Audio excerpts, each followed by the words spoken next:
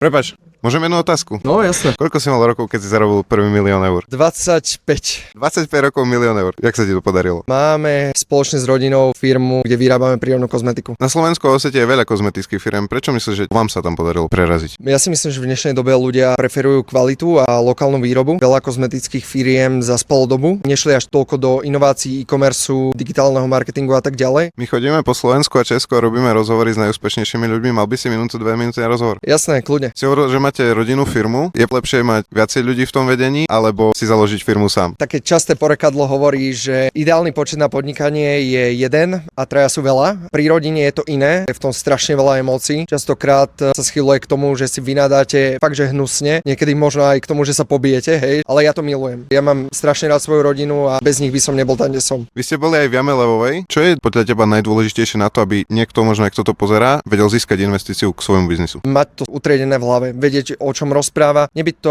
že poď mi pomôcť, daj mi peniaze a však to sa nejako spraví. Ten investor, každý jeden musí vidieť v tom človeku to sebavedomie a musí vidieť, že vie, čo robí a že keď mu dá peniaze, tak ten človek ich zmultiplikuje, pretože investor chce vrátiť svoju investíciu späť. Čo bola najlepšia rada, akú si kedy dostal? Strašne veľa rád, ktoré som dostal, mi dal môj otec, ktorý podnikal že strašne dlho. On ma naučil dávať si pozor na to, s kým robíš, ako robíš, čo podpisuješ a toto bolo jedna z najdôležitejších vecí, lebo človek sa začne inak pozerať na svet. Koľko máš rokov? Ja mám teraz 25. Ja mám 21. Ak by sme aj ja, aj ty zajtra zomreli a mohol by tu po tebe zostať iba jeden odkaz, čo by to bolo? Ja si myslím, že mali by sme každý žiť tak, ako žijeme a keď sa to stane, tak aby sme nelutovali ani jednej sekundy. To bolo skvelé rady. Ďakujem, Albert. Jo, ďakujem aj ja.